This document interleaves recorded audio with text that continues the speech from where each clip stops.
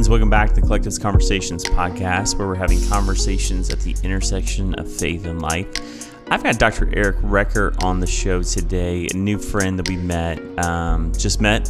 He is a dentist, but also just wrote a book called Win the Now. He has a great philosophy on not just winning the day, but winning the moment. And I think this is going to be a helpful conversation to anybody who's trying to just win at life, win at the moments of life.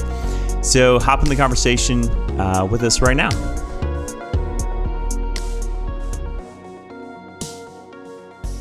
Friends, welcome back to the Collective's Conversations. I've got Dr. Eric RECKER as my guest today. He's a dentist in Middle America, Iowa. Interesting enough, he's also a triathlete, a pilot, a husband, a father, and he currently, or most recently, has authored the book Win the Now, which we're going to talk about. But I've got to ask. We were talking off the air. You biked across Iowa a couple times. What inspires you to become a triathlete? That just seems like the most crazy thing on the planet. Well, actually, what inspired me is I got to go way back to when I was on the playground in elementary school, second and third grade. I don't know about you, but for me, recess kickball was life. In Iowa in the early 80s. And getting picked for recess kickball was super important. So I was, right now I'm 6'5", 220 pounds. At that point, I was a little shorter, obviously. I was kind of husky, hadn't really grown into myself yet. I was one of those kind of rough around the edges kids.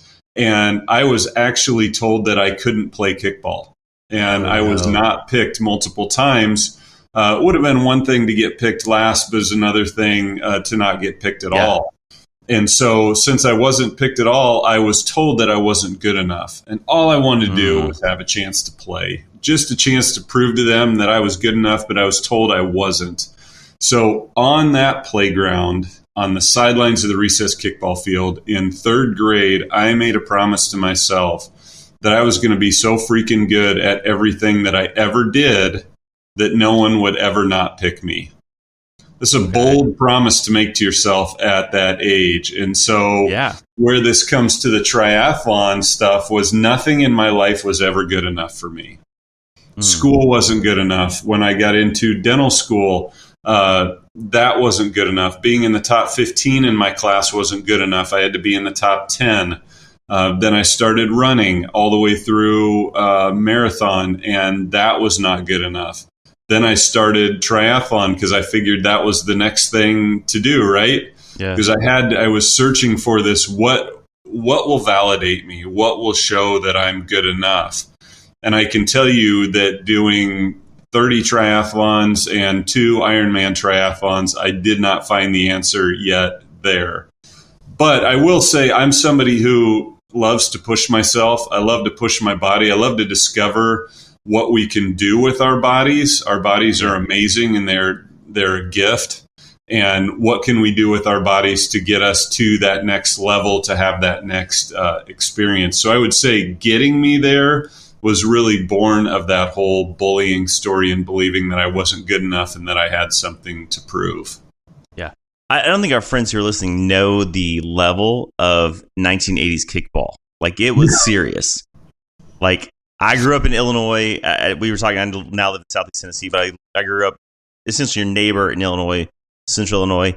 Kickball was like, recess kickball was where it was. And like, those teams were like serious. Like, every day was a championship game. Like, there was pride on the line. So, like, I understand, like, and unfortunately, I was probably the kid bullying kids, like, just full, confession.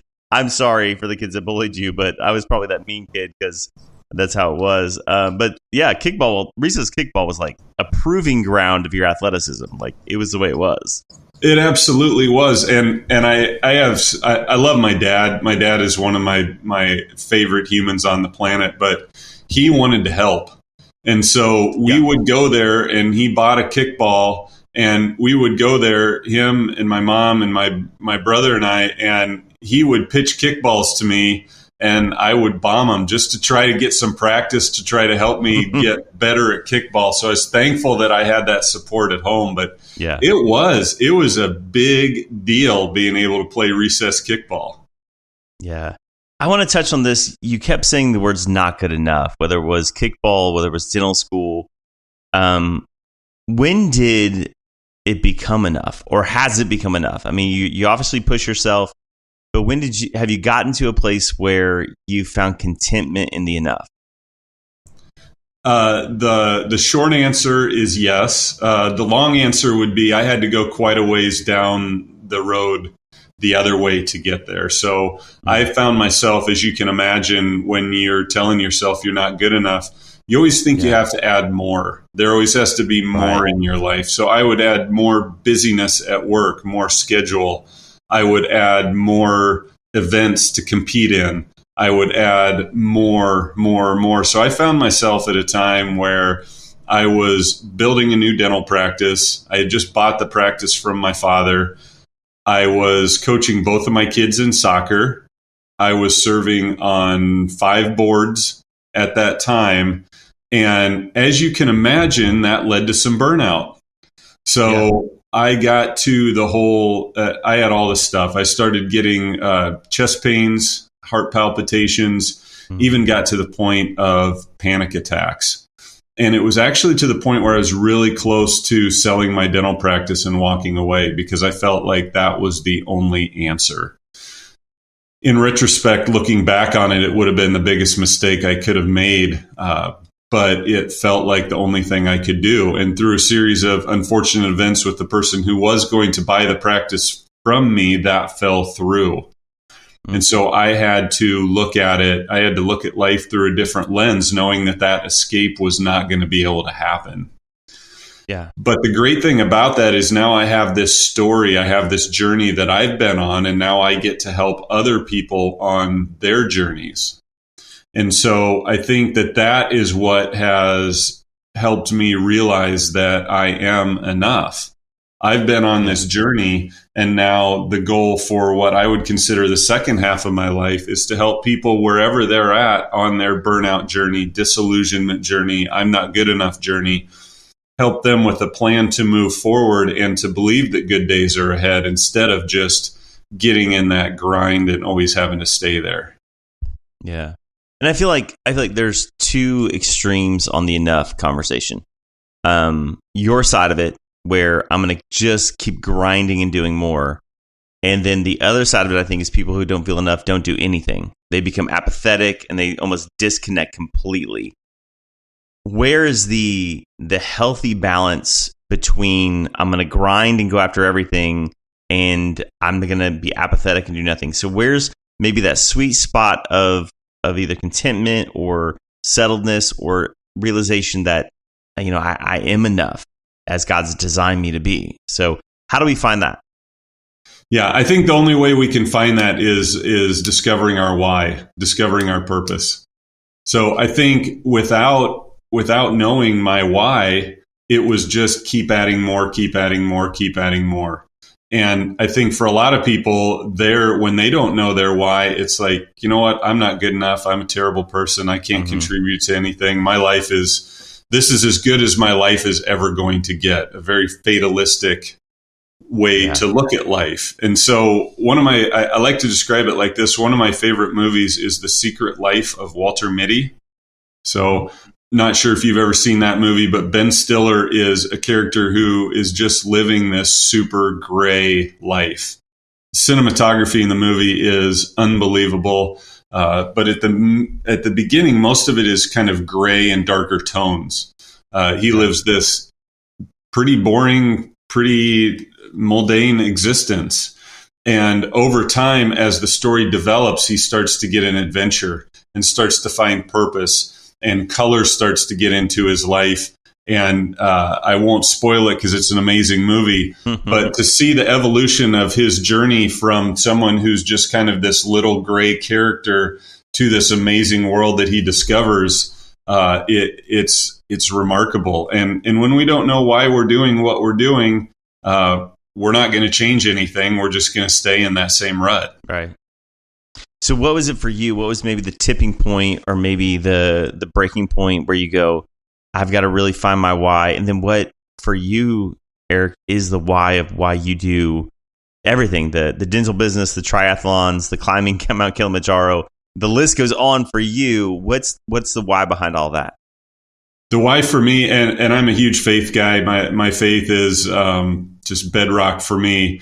But my why is I exist to make a difference in the world for God and his kingdom that is utterly disproportionate to who I am. That's my why. I run everything through that filter. God does not need me to do that. He can accomplish his plan without me. But I want to come alongside with what God is doing and try to make the world a better place than what it was when I left it, or when I was here. Just help make it better. So the real line in the sand for me was January 18, 2021. So that was a morning that completely changed my trajectory. I was in talks with my associate to buy the dental practice from me. Then I was going to walk away. I didn't know what I was going to do. I hadn't figured out that I wanted to coach people and speak and write and do all that. I was in the process of writing the book, but I wasn't done with it yet. And then we, again, long story short, he was in a horrific car accident that morning, Monday morning, January 18. Wow. And he was very fortunate to survive. But that moment was the moment that I knew, oh man, this is not going to happen. The sale of the practice is not going to happen. I'm going to have to dig in and figure out a way through this. I'd been trying to go around burnout. I'd been trying to go around my problems. So I was going to just escape. I was going to get out of dentistry. That was going to be it. It was going to be fine. That's how I was going to move forward. But now I realized that I couldn't go around burnout. I had to go through it. And that was the moment where I realized I have to figure this out. And once I figure this out, I get to help other people figure it out. Right. And it sounds like you had some indications. You said you were writing the book prior to the accident that restricted the sale. Were you already noticing in yourself the burnout and started processing that? Is that kind of where the book came from? You were already kind of processing that for yourself? Yeah. So rewind to 2020. I had been really absent, just mentally. I would be home, but my mind would be elsewhere. And I think we have an epidemic of people being in one place with their body and another place with their mind. True. Absolutely. Our phones make that really, really, really easy. And that was the year that my oldest son was graduating high school. So we had a trip planned to Spain for spring break. This was going to be that trip. Like we had all the cool stuff. We were going to go to a bullfight. We were going to go take a day trip to Morocco to see where some of the James Bond stuff was filmed. We had all this stuff figured out. It was going to be amazing. Yeah. Then this little COVID thing happened, and it's a good thing we weren't in Spain because Spain was kind of the epicenter of COVID. But I did some, and then I came back in my dental practice. We ended up going to Kansas City instead, which was still great, but it was just so weird to see the world shut down. And I had to come back early because we had to shut down our dental practice. And I knew that it was going to be a while before I could go back. And so one thing that I committed to, and I know this was God telling me that I needed to do this, but I committed to 30 minutes of quiet a day. I had never been who'd done anything with quiet. My mind was constantly going. And so I said, you know what, for this I didn't know it was going to be 8 weeks. It ended up being 8 weeks that my dental practice was closed. Every day I spent 30 minutes in quiet. Now I failed miserably at the beginning. Day one, I think I looked at my watch 46 seconds into it and I thought, man, I got to be almost done with this half hour. Because that's just, my brain was not used to quiet. Yeah. And through that time, I really realized the journey that I had been on. When you spend 30 minutes in quiet a day, and I don't do that anymore. I'm shooting for 15 as many days as I can now. But when you do that and you really let your mind get quiet, you start to think retrospectively. And I really saw what burnout had done to me. I really saw the toll it was taking on my family, on my health, on my team, all of that. And that's when I started.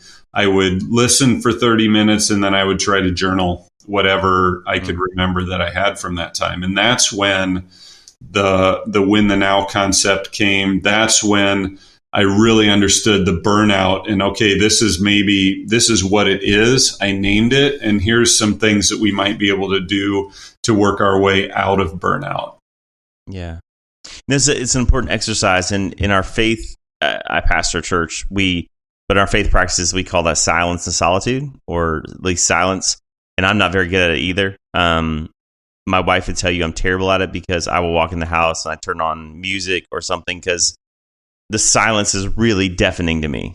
But it's such a critical practice, I think, because I think when we talk about the Lord, God often whispers to us and we can't hear the whispers over the noise in our life. And so I think what a great exercise, especially when maybe you're not facing burnout like you were, but maybe just facing a decision or facing some sort of critical impasse or whatever. We have to get to places, and Jesus was really good at this. Like, we read the Gospels, and my goal of 2024 is just to keep reading the Gospels. So I read one, read the next one, and just cycling through. He's often pulling away to what the Bible calls solitude places or solitary places. And I just think right now in our culture, it's hard to get away. Like, it's hard to get quiet. It's hard to escape all the things. So in that escaping that you sort of dealt with in 2020 and that sort of pulling back, what did you hear and what did you sense about life that was redirecting your path? Yeah, so I knew that the pace that I was at was not sustainable. I knew that at some point the heart palpitations, the chest pain, and the panic attacks that I was feeling, that those were going to level up. And there was a chance that I was going to become a statistic, that I was going to be one of those people that was in amazing shape and was, from all outer appearances, I was killing it, but I was going to be dead. It just was going to happen. I was going to have a heart attack, or I was going to have something that was really going to run me into the ground. And, as you say that, Jeff, I'm also amazed by that. I'm trying to understand that even more, how Jesus had such a narrow window for his ministry. He had such a short time, and he knew that it was going to be a short time. So if we have a short time to do something, we feel urgency, right? And we think during that season, there's no extra time, right? I have to be using every single minute.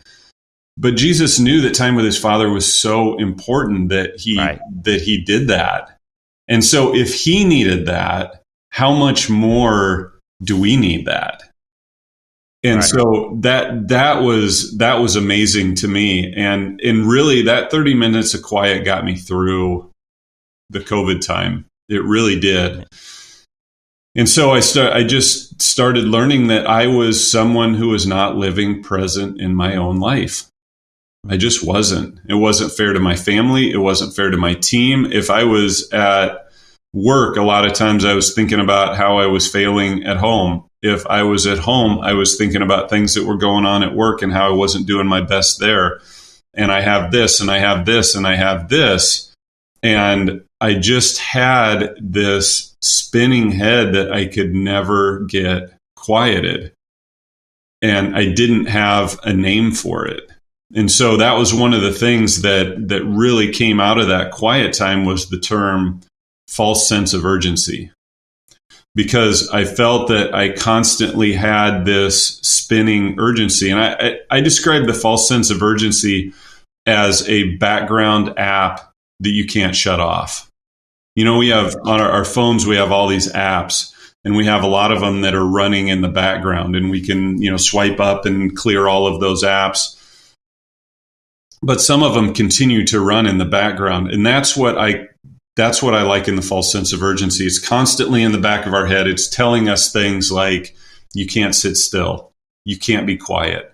There's too much to do. You have all of these things to do. You have to have productive time. What are you going to do? Just sit on the couch all day? There, you got nothing to show for that. And so we have to figure out ways to shut off that false sense of urgency, or else we're never going to have time for rest. We're never going to have time for quiet. We're never going to have time for solitude and silence. Yeah. So you did 30 minutes, but how did you learn to quiet? Because I can sit for 30 minutes, Yep. But the narrative is still going to run, right? So the voice in my head, the constant narrative of my thinking. How did you learn to quiet the false sense of urgency and either, because we never not have thought. Like, I don't think we can empty our thought. I think the Bible's pretty clear that we have to think differently. So how did you learn to think new thoughts in order to combat the false sense of urgency? Yeah, so a couple of things. One of them was I just became a student of breathing. So I would really, really, really focus on my breathing. And I tried all kinds of different techniques. I would count my breaths. I would count my inhale and count my exhale. I would have phrases that I would say when I would breathe in and when I would breathe out. But I became such a student of my breathing that I would get to that point of just focusing so much on my breathing that eventually I would realize that there wasn't anything else running around in my head. And then I would just sit in quiet. I would let thoughts run into my head, but I wouldn't be judgmental about them. I wouldn't shame myself like, oh, I can't be quiet. Yeah. Come on, you just got to be quiet. Because I think the harder we try, the more we're going to fail. The point of it is the intention to sit in a quiet place where you can hear the still small voice of God that was not in the earthquake, that was not in the fire, but it's only there when we still our mind. So breathing was a huge thing, and I had a recentering phrase that I would say a lot of times. I would just say, "I am here, right now," and I would have to say that a lot of times. But I wasn't judgmental with myself about it. I wasn't shameful with myself about it. It was just, I'm setting this intention for 30 minutes. I'm going to set my timer. And that's what I'm going to try to do. Yeah. So out of that, let's talk about When the Now, the expression, and then the book. Where was that birth? You've talked about this. You weren't living present in your own life. You were always striving. You get this false sense of urgency. So in this midst of quiet, or learning to be quiet, where does the phrase in the life "when the now" show up? So I was trying to figure out some kind of a phrase that I could use that would be catchy and sticky and help people to understand that when we're stuck in the past or worried about the future, we miss the one thing that's guaranteed, and that's life right in front of us. Mm. And so I was thinking, okay, I'm somebody who likes to grab wins. I'm competitive. So how about we do, win the day or win today? And so I did what we do when we're not sure about an idea. I Googled it, and there's a whole bunch in that space. I think Mark Batterson wrote a book called Win the Day. Yep. He did Win the Day, and there's a lot of stuff about that. John Gordon's done a bunch of stuff with that too. Right. And I love Mark Batterson, by the way. In a Pit with a Lion on Snowy Day is one of my all-time favorite books. Yeah, I know we got sidetracked. I got a chance to meet him, and incredible guy. So, oh, that's awesome. So one day I have a prayer room in my office that I had somebody build for me. It's just an 8x4 room. It's got a little carpet square on the bottom, drywall on the walls, and just a little lamp that I can dim, and a chair. And I was sitting in there, and I was just really discouraged one day.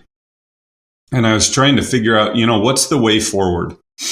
What is the thing that's going to be traction for moving forward? And I was thinking about winning, and I was thinking about living life in the present, and it just came to me. And I know that, so I'm not somebody who hears audibly from God. People who do that, that's amazing. And I think that would be really cool.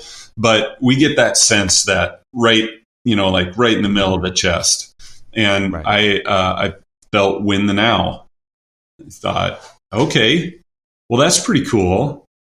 And then I had to go back to work because it was over lunch. But I just started processing that. And I said, okay, what does that look like in practicality?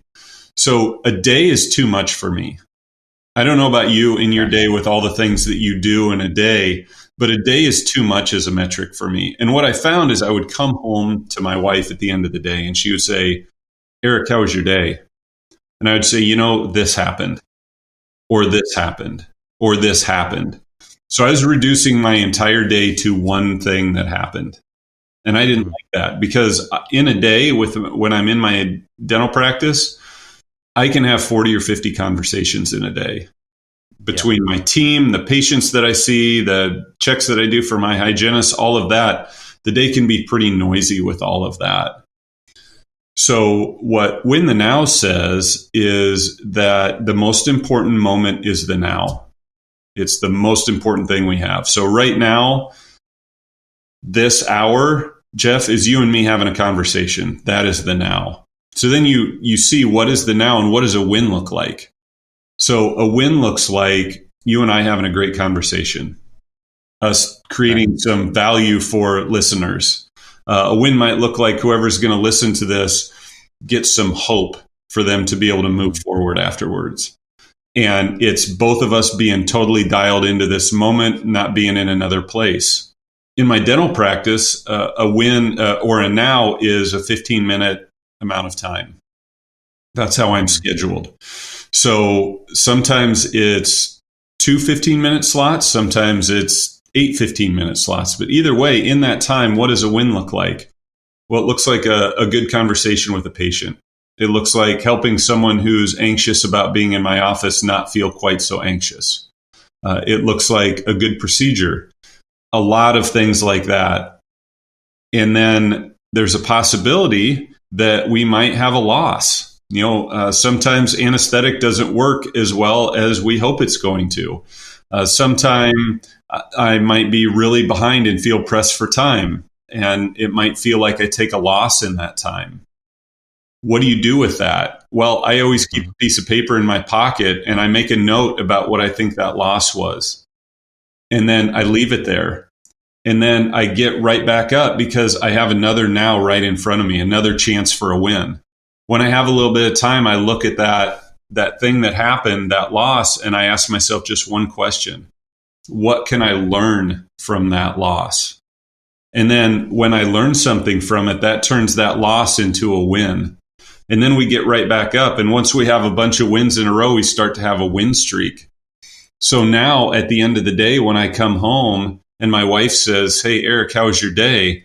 I'm more likely to talk about the wins that I got during the day. Maybe the lessons also that I learned, but it's a total mindset shift that has both brought me into the present moment and helped me think a lot more positively.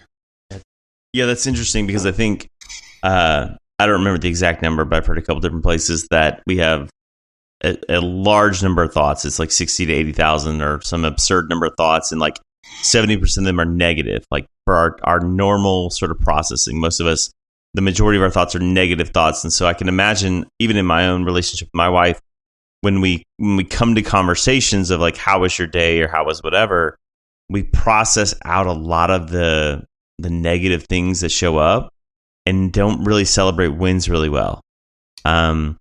So how does our friends who are listening, who are just naturally battling the negativity of the world and the negative thoughts that show up, begin to go, how do I focus and see more wins? And then in conversations, celebrate the wins with those I'm having conversations with. Yeah, I think that the key is finding yourself in the present moment. I really do. I think that is, if people can learn one thing from this, what we talk about, it is do everything you can to be in the same place, mind and body, because we are so stuck in the past and we are so worried about the future. And we watch the news, and the news makes us more worried about the future. And social media makes us more worried, and we compare more, and we do all of these things. Social media is not all bad. There are good things about social media, but when we let social media and the news dictate our mindset, we're going to be negative.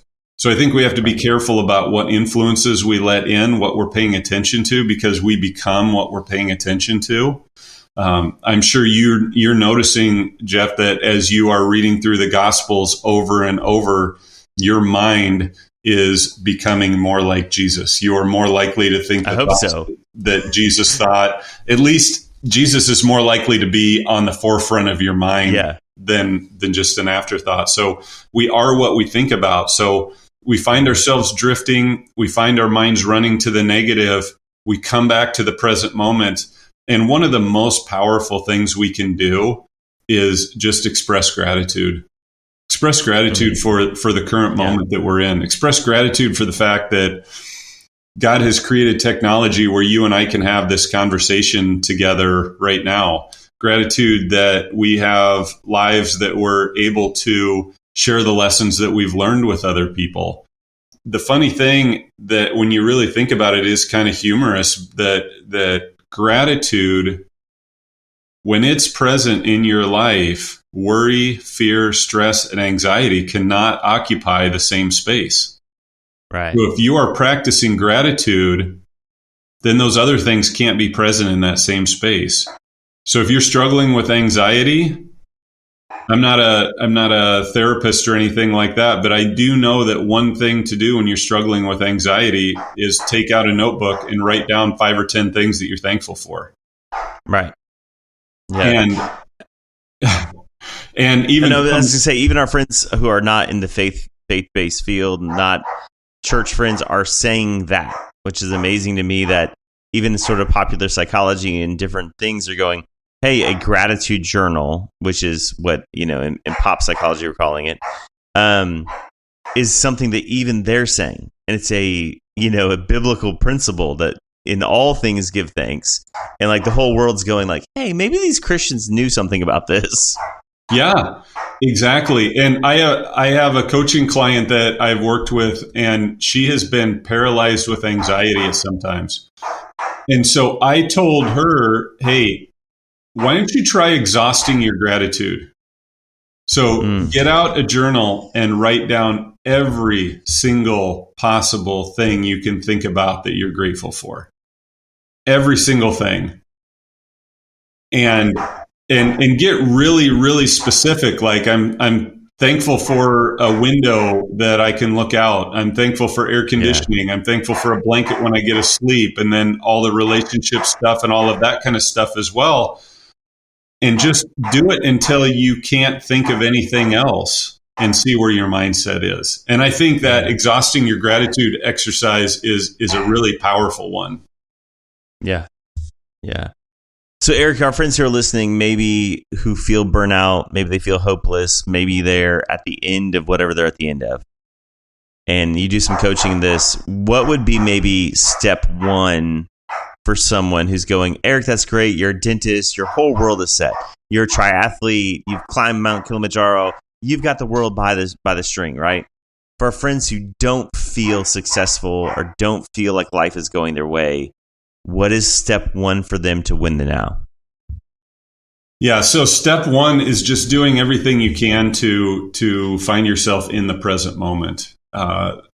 Another great step is I've created a 5 days to knock back burnout challenge, and that's available on my website. So if you think that burnout is something that you're struggling with, go to the website and check it out. It's just a series of five emails that you're going to get.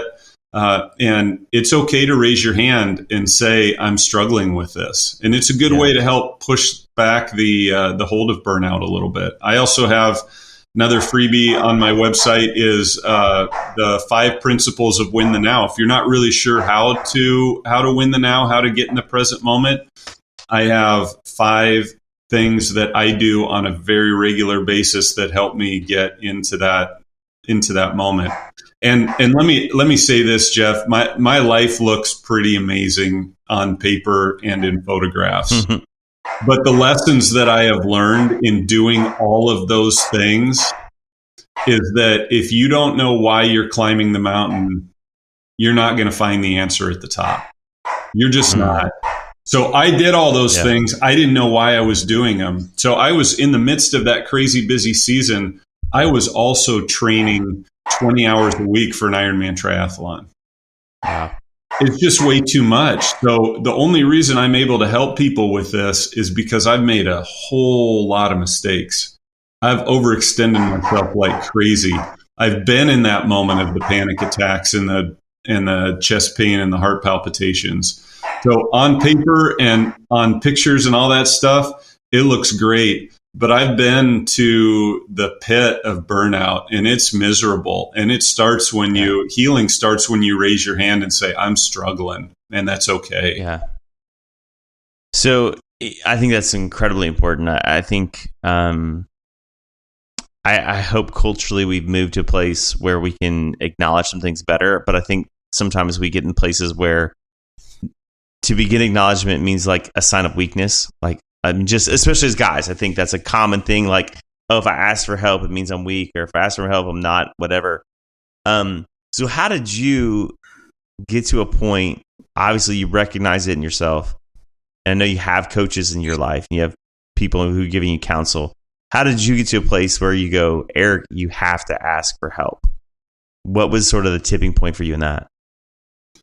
Yeah, so one of the other huge things that I think is just critically important is that we have to surround ourselves with good people. We just have to.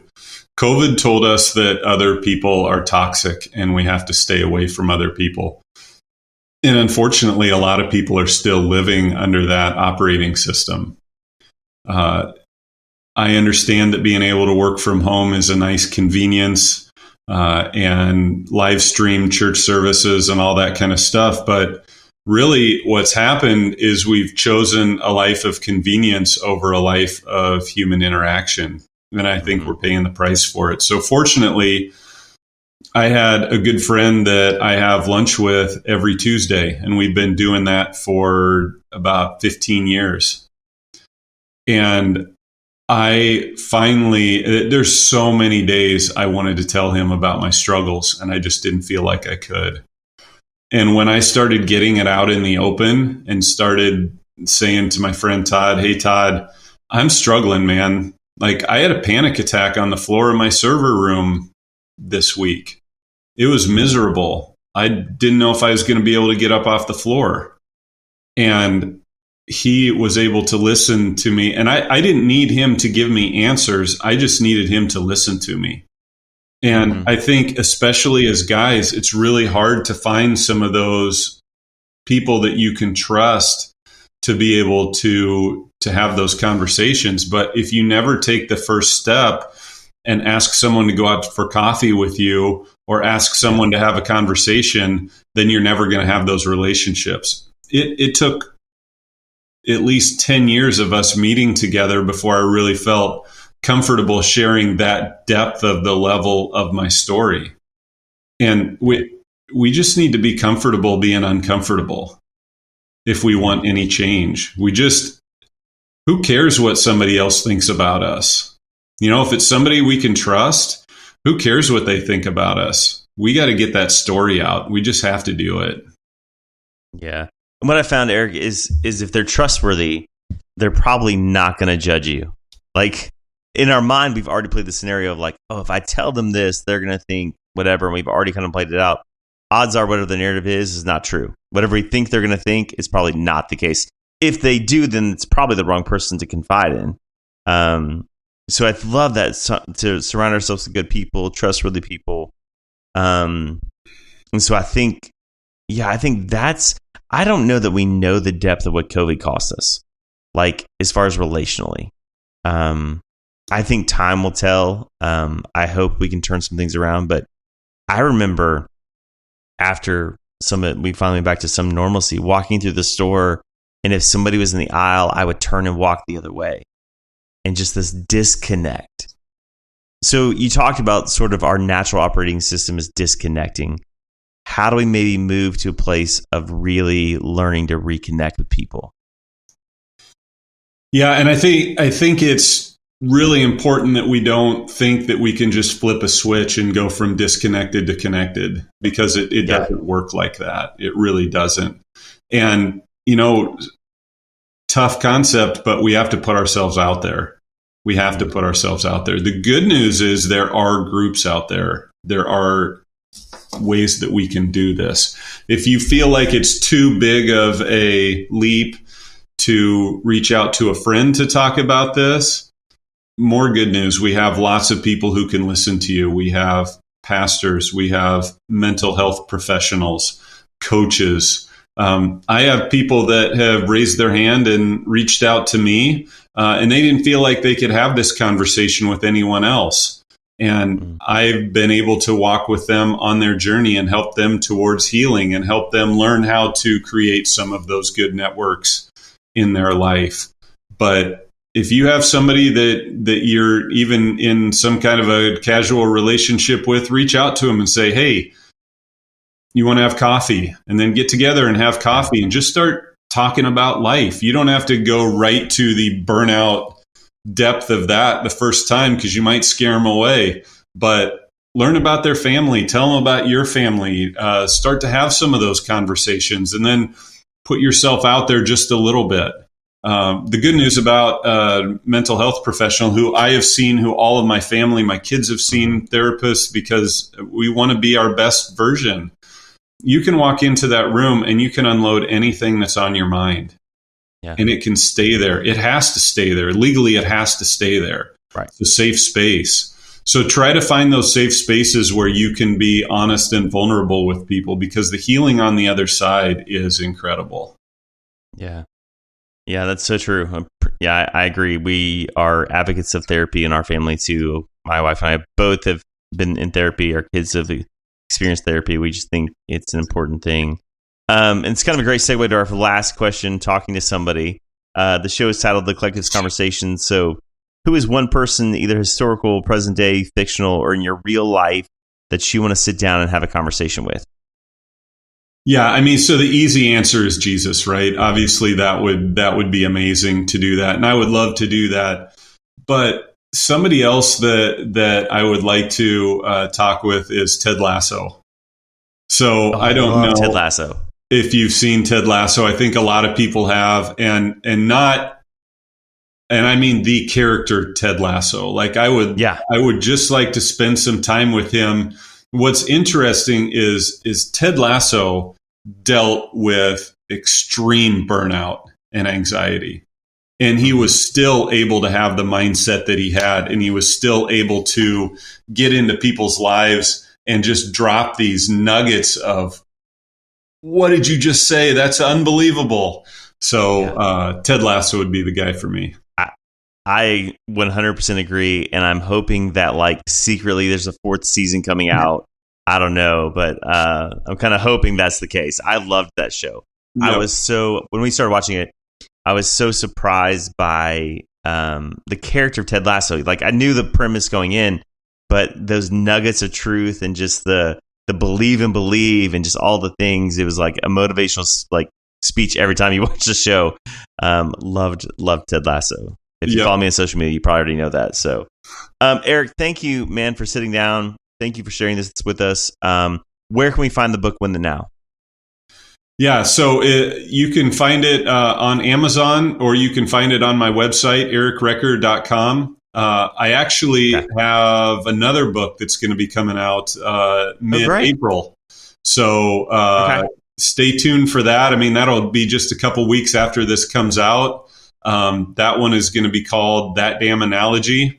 And it's going to be all about how our life is just the flow of energy that goes through our bodies. So we're really good at the outflow part, and we suck at the inflow part. We're not good at taking care of ourselves. So it's just kind of, it's that.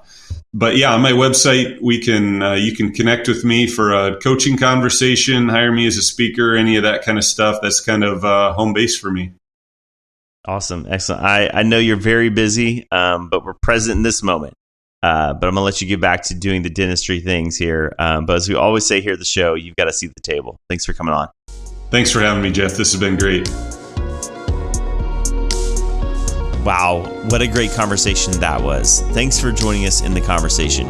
If something from the conversation really stood out to you, would you share it and tag me on social media at Jeff_Pitts_ on Instagram?